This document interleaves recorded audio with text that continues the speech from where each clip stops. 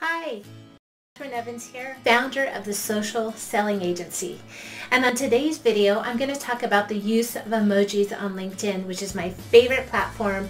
And if you're a B2B service provider, you should be on that platform. So I took a look at some of the influencers that I follow a lot. What I found was that they were inconsistent with the use of their emojis on LinkedIn. For example, Gary Vee uses them a lot. Arianna Huffington doesn't really use them at all. So for the Social Selling Agency, my team and I always incorporate emojis in LinkedIn profiles when we do the optimization. I use them as an eye stop to direct readers to the next important point we're making on a profile. That's the first place that I would use them. The second place I would make sure to use emojis would be on your LinkedIn posts. I took a look at some of my well-performing posts, and I wanted to let you know that views, as it relates to the use of emojis, are not related. But remember, we're not equating the use of emojis to views. We're talking about the ability to have an emotional connection with your target audience, and that's through engagement. Now, I don't know about you, but I'm in the same camp as our dear departed friend Maya Angelou.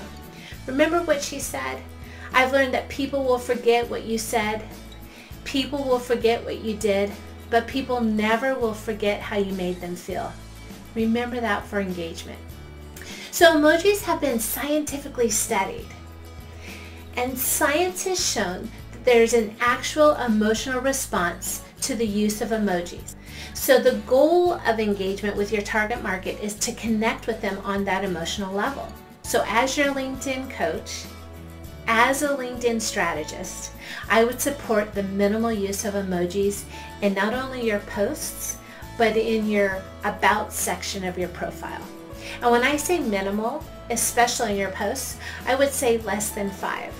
Over that might be an overkill, and it might cloud up and crowd up your posts. So wrapping up our series on the use of emojis in social media, there's 6 important takeaway messages that I want to leave you with. Because successful social selling strategies connect and engage your audience, incorporating emojis into your strategy will emotionally connect your readers to your brand and to your personal brand. They allow you to connect with your readers emotionally. Secondly, they increase your engagement. We've shown that scientifically. And the statistics we quoted by WordStream, they help you be more memorable, which is always the case when we're trying to stand out from the noisy world. They leave your audience better than you found them, especially if they were having a bad day, but you lightened up their day with a funny post or something that had an emoji. They support your personal brand, and they create more value for you. So most importantly, make sure you know the meaning behind the emojis that you're using, because you need to understand your target market's lingo. You need to understand how they're using an emoji, and you need to be able to represent and meet them where they are. So thank you so much for tuning into our video.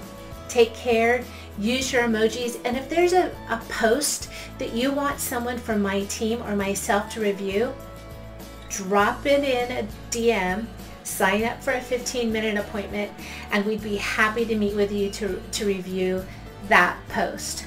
So like and subscribe to my YouTube channel, like this video, let me know what I can do to support you on your way to successfully creating a social selling strategy.